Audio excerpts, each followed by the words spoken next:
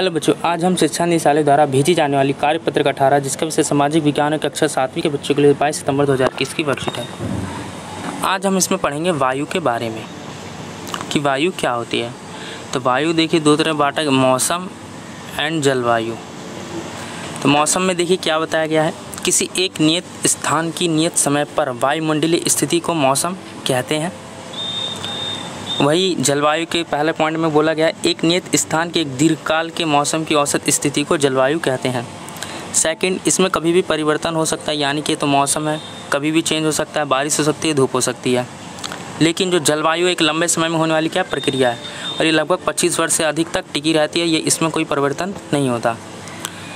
Third point में बोला गया, मौसम में परिवर्तन छोटे अंतराल में होते हैं, यानी कि समय समय पर मौसम क्या बदलता रहता होगा, आपने देखा होगा कभी बारिश हो जाती है कभी धूप। इसी तरह से जलवायु में परिवर्तन होने के कई बार दशक लग जाते हैं, यानी कि इसमें कई दशकों लग जाते हैं जलवायु में परिवर्तन होने में। फोर्थ पॉइंट, जैसे अभी धूप का निकलना, थोड़े समय के बाद बारिश होना। इसमें भारत की जलवायु मानसूनी प्रकार की है। जैसे यहाँ पे क्रियाकलाप दिया गया है, आप अपने शहर का तापमान किस प्रकार जानते हैं, मौसम का पूर्व अनुमान आपकी किस प्रकार सहायता कर सकता है। तो आप इसमें लिख सकते हैं, हम अपने मौसम का हाल अपने फ़ोन के थ्रू या रेडियो या टेलीविज़न के थ्रू जानते हैं। अगली पॉइंट में बोला कि मौसम को प्रभावित करने वाले कारक, यानी कि जो मौसम को प्रभावित करते हैं उसमें आपका तापमान, वायुदाब, पवन, आर्द्रता, ये क्या है, चारों शामिल है।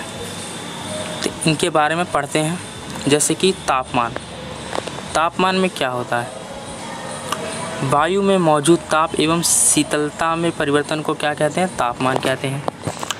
वायुमंडल का तापमान केवल दिन और रात में ही नहीं बदलता बल्कि ऋतुओं के अनुसार भी बदलता है। शीत ऋतु की अपेक्षा ग्रीष्म ऋतु ज़्यादा क्या है, गर्म होती है। तापमान एक महत्वपूर्ण कारक है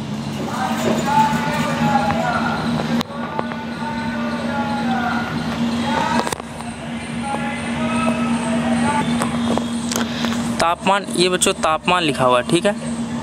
तापमान एक महत्वपूर्ण कारक है जो तापमान के वितरण को प्रभावित करता है। सूर्य की आने वाली वह ऊर्जा जिसे पृथ्वी रोक लेती है तापमान कहलाती है। आतपन कहलाती है, यानी कि आतपन ही होगा बच्चों। आतपन की मात्रा भूमध्य रेखा से ध्रुव की ओर घटती है, इसलिए तापमान उसी प्रकार घटता जाता है। इसी कारण से ध्रुव बर्फ से ढके हुए होते हैं। यदि पृथ्वी का तापमान अत्यधिक बढ़ जाता है तो ये इतनी गर्म हो जाएगी कि यहाँ कुछ फसलें नहीं उग सकेंगी। लास्ट पॉइंट, गांव की अपेक्षा शहरों का तापमान अधिक होता है क्योंकि शहर में जनसंख्या अधिक होती है, वाहनों, फैक्ट्रियों एवं अन्य क्रियाकलापों में ईंधन की खपत अधिक होती है। आगे पढ़ते हैं वायुदाब के बारे में। वायुदाब क्या होती है, वायुदाब की सतह पर वायु के भार द्वारा लगाया गया दाब वायुदाब कहलाता है। समुद्र स्तर पर वायुदाब सर्वाधिक होता है और ऊंचाई पर जाने यह घटता जाता है, जिस कारण से ऊंचाई पर जाने पर जिससे वायु में ऑक्सीजन की मात्रा क्या कम हो जाती है। अत्यधिक ऊंचाई पर वायुदाब व ऑक्सीजन की कमी के कारण व्यक्ति बीमार पड़ सकता है अथवा उसकी मृत्यु हो सकती है।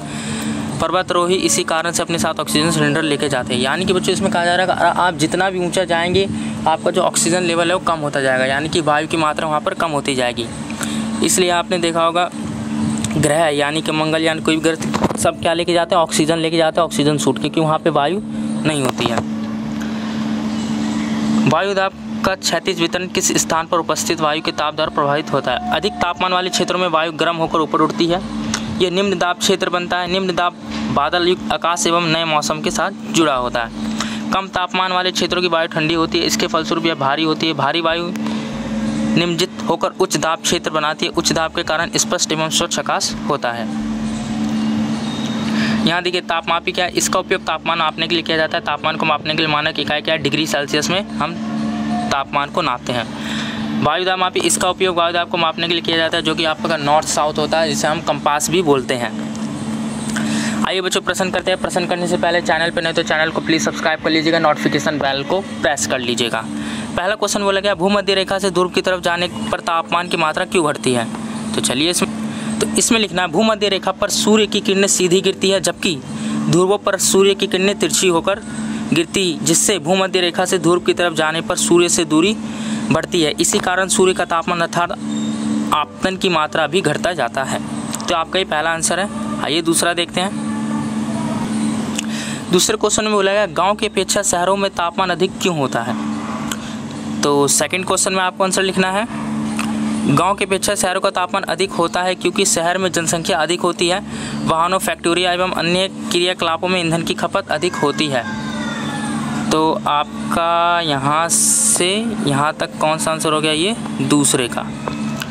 थर्ड क्वेश्चन देखते हैं, ठंडे क्षेत्रों में किस प्रकार का वायुदाब किस प्रकार होता है। तो थर्ड क्वेश्चन में यहाँ लिखिए कम तापमान वाले क्षेत्रों की वायु ठंडी होती है, इसके फलस्वरूप यह भारी होती है। वायु नियमित होकर उच्च दाब क्षेत्र बनाती है, उच्च दाब के कारण स्पष्ट एवं स्वच्छ आकाश होता है। तो ये आपका तीसरे का आंसर है यहाँ से यहाँ तक। आई होप आपको अच्छे से समझ आई होगी वर्कशीट। तो प्लीज़ चैनल को सब्सक्राइब करिएगा। मिलते हैं अगली वीडियो में नई वर्कशीट के साथ।